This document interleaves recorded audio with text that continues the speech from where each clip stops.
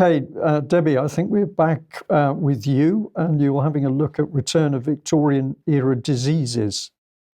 What a world we live in. Yeah, at last the mainstream media seem to be catching up a little bit. So this story in the Express saying that over 500,000 Brits could be suffering from a Victorian-era disease.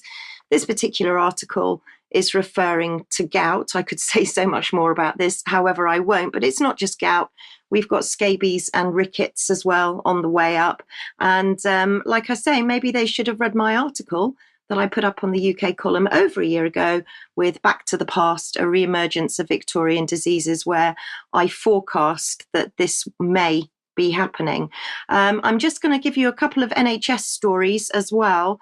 The first one is from the Mail, which says that doctors are demanding that the NHS stops hiring lower-ranking medics. Now, you may have heard Dr. Cartland talking about doctors or associate physicians, and this is what they're referring to. And they're basically saying that these are juniors that are in no way qualified as doctors. But what really struck me in the article was that there was made reference to Anaesthetic Associates. So the Royal College of Anaesthetists, I'm hoping, are going to oppose these plans, because it would seem that they're looking at making graduates that have just done a normal, maybe a BSc degree, and bolting on a couple of years course to make them anaesthetic associates. Now, it normally takes 9 years to train an anaesthetist. So my question is, if you are having an anaesthetic or going for a procedure, who is putting you to sleep?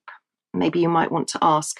The other thing is that the NHS appear to be grabbing airspace, would you believe? So in Northumberland, there's going to be an NHS Drone Trial that's going to take place between February and May next year. Now, apparently, they've snatched too much airspace, and this is going to give make a huge impact on light aircraft and general air.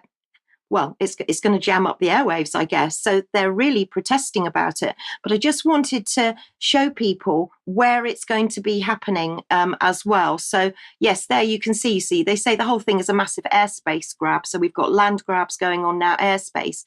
But if you are in that part of the country, where is it going to be?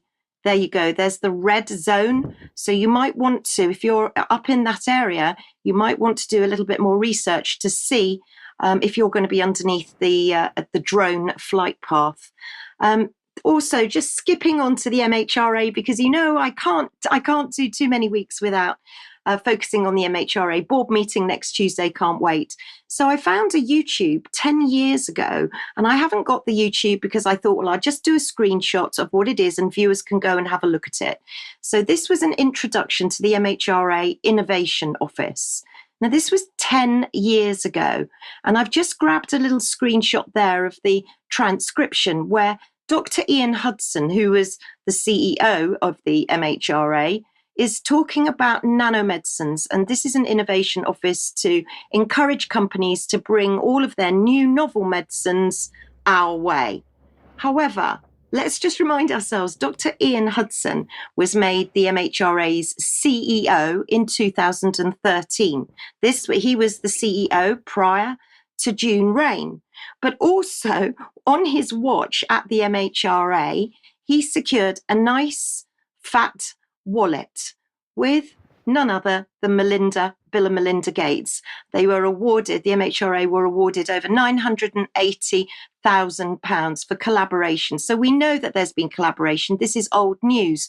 However, I would just like to remind everybody that Dr. Ian Hudson, who was talking about innovation and nanomedicines 10 years ago, went straight from the MHRA, having handed the baton straight to June Rain. And where did he go?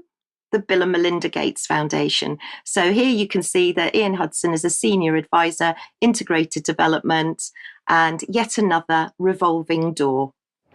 Quite incredible. I don't really know. I know we've got Friday syndrome, Debbie, which was sorry, didn't get that right. We've got Wednesday syndrome. Yeah. We don't know what to say. The reports are now getting so utterly incredible. We don't know what to say. Okay, well, let's